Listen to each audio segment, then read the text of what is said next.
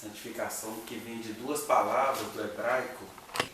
Uma significa se desligar, né? se distanciar, se separar. E a outra tem a ver com cortar. Porque a santificação tem a ver com esse processo, não de exclusivismo, não de superioridade em relação aos demais, mas um processo de se assumir habitado pelo Espírito de Deus, ter em nós o mesmo sentimento que houve em Cristo Jesus. E quando a gente vai ter esses sentimentos, nós mesmos podemos fazer uma interpretação e um uso errado disso, mas de maneira que a santificação ela se impõe. Ou seja, ela não é um ritual que começa com as nossas práticas exteriores. Ela é um curso e um percurso que a gente vai traçando na presença de Deus e diante das pessoas, que começa com alguém te acha muito esquisito, alguém tem raiva de você porque te acha muito correto, e na verdade você não está fazendo nada, né? Mas as pessoas vão, é o exclusivo, o sabe tudo, não sei o quê. Mas isso é só você assumindo aquilo que está em você, e você não está agindo contra ninguém, você não está existindo contra ninguém. Estou dizendo isso porque essas foram as palavras de Jesus. Ele dizia assim, você vê que o texto bíblico ele é ambíguo, porque numa hora ele fala assim, o Filho do Homem não veio para julgar o mundo, mas para que o mundo fosse salvo por ele. Por outro lado, Jesus também fala, eu vim para julgar este mundo. Em que sentido? A presença dele faz correr as baratas, as moscas, aquela coisa que gosta de carniça na existência, né?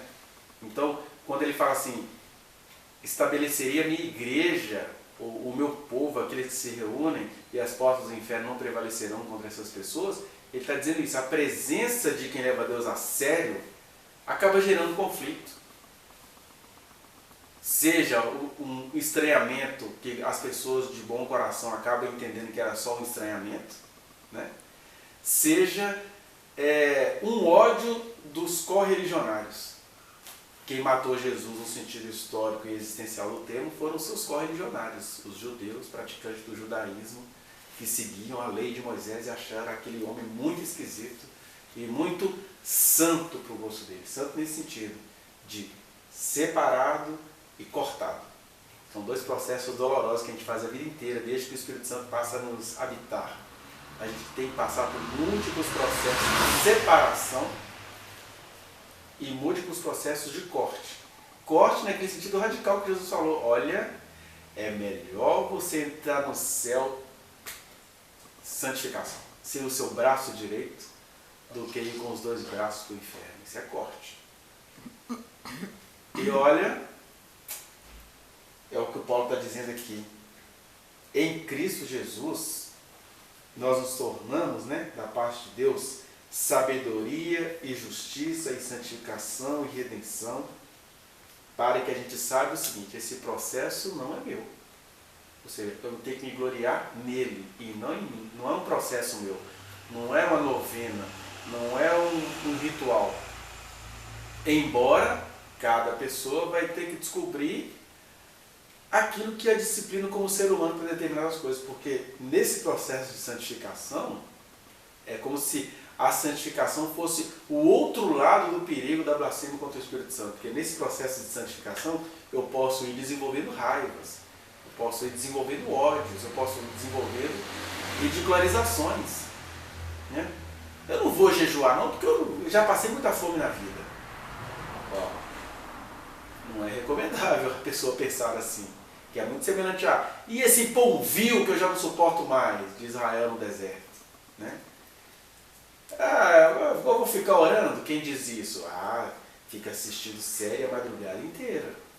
Tá vendo? A santificação, ela acaba em nós sendo o outro lado do constante perigo de blasfêmia contra o Espírito Santo. Por que é blasfêmia contra o Espírito Santo? Porque quem nos capacita a sermos santos é o Espírito que nos habita. Mas a gente vai empurrando esse Espírito com a barriga, né? Por isso que a gente não tem do que se gloriar. A gente precisa assumir que o Espírito Santo nos habita e falar, opa, hoje eu não vou fazer isso, que eu preciso passar por aqui. Que é aquilo que a gente já falou em outros estudos, né?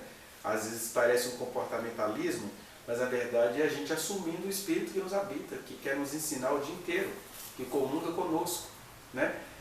No sentido prático, por exemplo, santificação é você sair dos seus muitos afazeres numa quarta-feira à noite e vir aqui compartilhar da palavra, porque eu, como psicólogo, tenho que participar de congressos que têm a ver com a minha profissão. Eu, sendo professor, tenho que viver estudando de acordo com a minha profissão. Um juiz tem aqueles calhamaços de livro que eles têm que estar o tempo inteiro, não só lendo, como interpretando e reinterpretando a lei. Um jogador de futebol tem de se disciplinar, né? Até naquele vídeo que vocês mandaram o link, o Caio pega aquilo, né, que a gente forma uma sigla do SAL, né? O soldado, o atleta e o lavrador, que é nenhum soldado em guerra vai se envolver com os negócios dessa vida. Essa disciplina é santificação. A gente vai perdendo com o tempo esse caráter de missão. Ou a gente quer encher a paciência dos outros, ou a gente não quer se comprometer com Deus, né?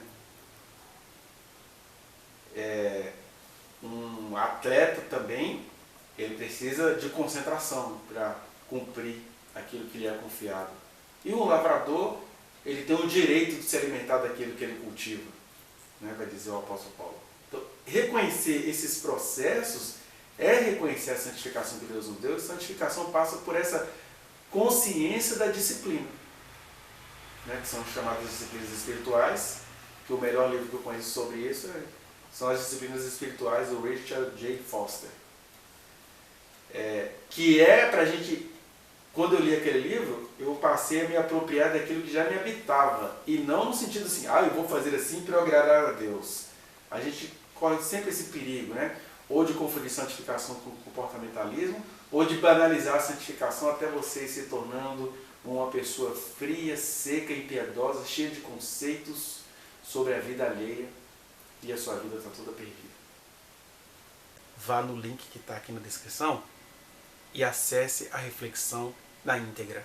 Se você quiser acrescentar algo, falar comigo, vai às minhas redes privadas, eu estou no Instagram, no Facebook, no Twitter, a gente pode conversar por lá. Não se esqueça de dar o like nesse trechinho de vídeo, compartilhá-lo e se inscrever neste canal, apertar o sininho para você receber as notificações.